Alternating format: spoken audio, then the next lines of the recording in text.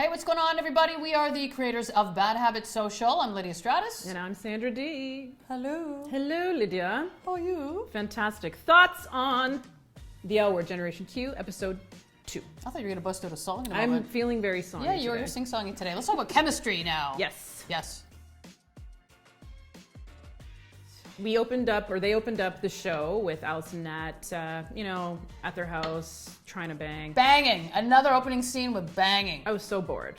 Yeah, the sex So was lame. bored. There's zero chemistry there. I'm over them. It's episode 2 and I'm over them. I think they're busy with Legos and children and crock pots. Next. But I don't see the chemistry between them, of them getting deep with each other and uncovering Yes. things about each other. That's where... I thought there was even more chemistry between Gigi and Alice when they were sitting at the table talking. Gigi comes off as passionate. You know, she was at the door. She came with a hammer. Like, she's a bitch. I and loved it. Alice likes a bitch. I loved it. It was amazing. That's where their chemistry I'm is at. voting for Gigi and Alice. Well, what I Put thought that was on my board. what I thought was interesting is that Alice didn't know much about her own girlfriend. Yeah. When Gigi was like, "Do you know how we broke up?" No. That would never How have happen. you not had that conversation? That would never happen. They've been together 2 years. That's like the first thing you would talk about. Yeah.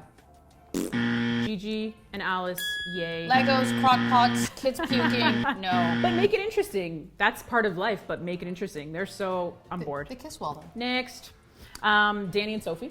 Dani and Sophie, I'll be honest, what I thought was a little bit poor communication coming from a PR person who's all about communication is, Right. how do you not tell your girlfriend that you got a new job and you're starting that same day? That would never happen. You'd be like, hey, I'm thinking of doing A, B, C, and D. Then the week after, you'd be like, oh, hey, by the way, I stopped by the office. And then you'd be like, guess what? And then she was just like, oh, I got a new job. Hey, by the way, Dad, today's my last day and I'm starting at the new place. Oh, and I proposed to my girlfriend. Of course her dad's gonna explode. He was like, too much for one day, one morning. This, I cannot handle this anymore. The telenovela continues. No, I've had too much of that girl. I think Sophie and Dani might just be too comfortable. They're just at that comfort zone. I did feel a spark, though, between Dani and Bette. Dear God, I hope they just scissor. I don't know. I don't know if it's gonna happen. I think the writers are teasing you. Oh, and Dani's sure, I'm here falling in for it. love. That's great. Dani has got this crush. It's just pounding in her heart. She doesn't know it yet. Dani is secretly falling in love with Bette and doesn't even know it. I'm falling in love with them falling in love so I can watch it and just be by myself and do stuff.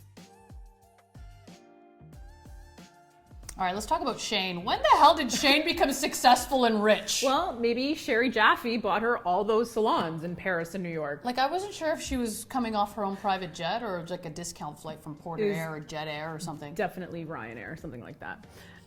So she's at the bar and we meet 2 new characters. We Yes. meet Lena and Tess is actually played by trans actress Jamie Clayton. So that was interesting. But I am digging Lena, that vibe between them, and she's Oh, cute. yeah. She was like, Hello. save me, you punched somebody out for me. I think Oh, I like you now. Yeah, because Shane's boxing now and she's jacked and she can rip a full-grown man off of her. There was a point where I thought maybe Shane was on testosterone and some like roid rage was happening. She had to punch somebody in the face real hard. Because I just thought that was off.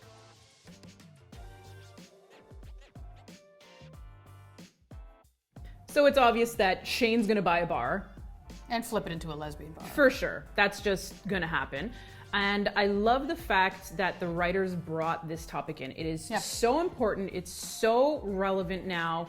The death of the lesbian bar. Exactly. Yep. It's happening in all major cities. I think there's only 3 left in New York. There's no more in San Francisco. In Toronto, I think we could say we have maybe 1 left. Side note, we run girl events for the factor that there are no more lesbian Well, bars. that's just it. You know, we decided to actually start Bad Habits because we wanted a place for community. You know, when you and I were kind of coming up and coming out 5 years ago, we had a bar. We had 3 bars that we could go to. They were all within maybe 20 steps of each other. Yep. And we were very lucky. We could go out literally on any night of the week, which we did sometimes, and you would know someone, or you would meet someone, or you would at least know the staff there. Yeah, I met a community of women in a span of a year Yeah. that became very close friends of mine. But now we look at the queer generation. Now focuses on apps. They meet through apps. They communicate differently. And I like how this scene did project that, where Finley's a little bit awkward. She's got to have a Right. drink for that comfort. She's got, she's flipping on the app, and she's flipping on one of the dating apps, and Shane says to her, be present. Yeah. Pay attention to what's around you. The bar was the centerpiece of lesbian culture, and a social gathering place. You know, it was a sense of community that you had, and you would go there, and even if you didn't know anyone, you could still recognize yourself in the patrons and the people that were there. And I think that's so important, and it's definitely lost and diminished, partly because of assimilation. We are lucky, we live in a fantastic city where you can go to kind of most bars and still feel welcomed. However, our sense of community as LGBTQ people, especially lesbians, bisexuals, queers, we can't replicate that sense of community on apps. No. And it's very important for us to have a gathering place. I feel strongly about this. And again, this is why we started events. So I'm thankful that the writers brought this up. It's happening in all major cities. It's very tough to make those friendships. And I think that's what's missing in this new episode is the old friendship dynamic that we saw of all the old characters. We're seeing girls starting to come together, but we're seeing the newer generation. It's kind of lacking a little bit, even their way of communication. So where you're finding the chemistry fall short, that's the way this generation's communicating at the same time. Yeah. I'm going to say that candidly. So it's been confirmed. Jenny Schechter committed suicide. Nobody gives a Jenny Schechter. Bette confirmed it. She committed suicide in her pool. However, I think they might kind of trail this out. Oh, they're going to stretch it so bad. And you know what it's going to be? Subtle hints. You got to pay attention to everything happening in the show. It's going to be a subtle hint. You're going to miss it. Subtle hint. Oh, get a banister. Oh, well, I feel like suicide. It's going to be subtle and stretched. I guarantee it. It would have been much more fun if maybe, say, someone like Alice said something like, you know, a remark where she was talking about not having a banister and how it could be deadly. Because a lot of people thought Alice may have pushed her over. I think Bette did. I think they all did. But now it's been confirmed, suicide. That's the cover up. Sorry, Jenny. Nobody gives a anymore. R.I.P.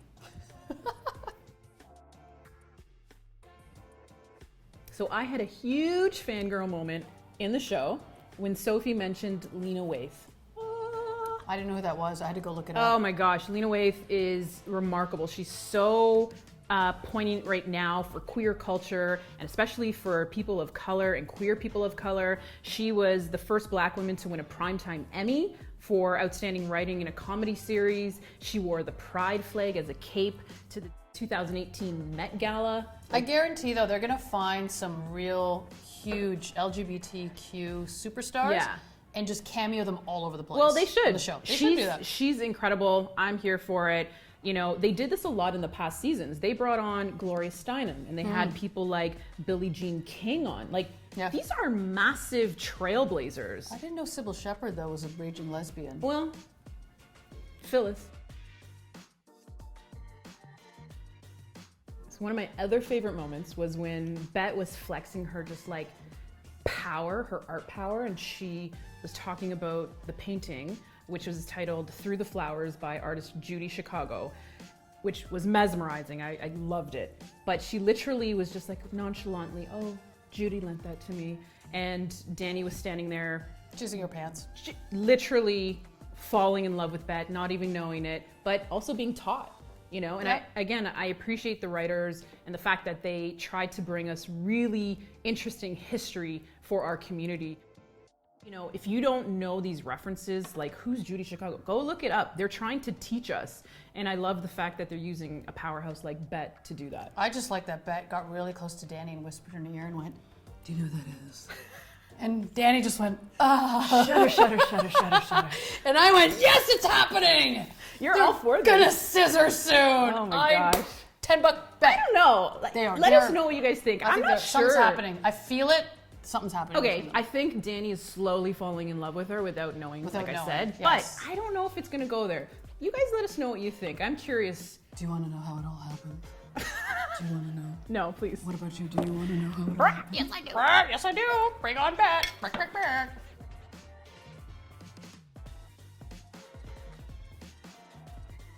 So on a less joking note, one of the most inspiring scenes for me was, first off, Dani's doing a great job of PRing Bette. Yeah, and she is. Injecting her into the queer community where she could actually be herself and personable. I cried. I thought that was the most impactful scene. Yes, and Shed the tear. I'm still crying. I did cry. No, it was lovely. We saw Bette, her being authentic, really touching moments between her and people in the community. It was beautiful. And I think one of the most amazing moments I think that we may see in this season is the message that she was telling us and the viewers. You know, the fact that our love is not less than.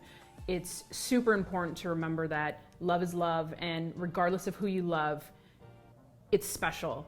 And that's something that you should cherish. And just because you may love someone of, you know, the same gender or not, it doesn't diminish it anyway. So our love You're crying. I am. Our love is not less than, and just remember that because it's super important. That was my favorite scene. That was the best scene. Definitely. Well, thanks for joining us, and let us know your thoughts. We want to hear more from you guys. Leave a comment below. Click link in the bio to access our YouTube page, or if you are watching on YouTube, you can just subscribe button below. And we want to hear from you guys. Yeah. Let us know what you thought about that, and Bette and Dani and Shane and Finley and all the good stuff. All the good stuff, and Dani and Bette, and lots of stuff is going to happen. $10 bet.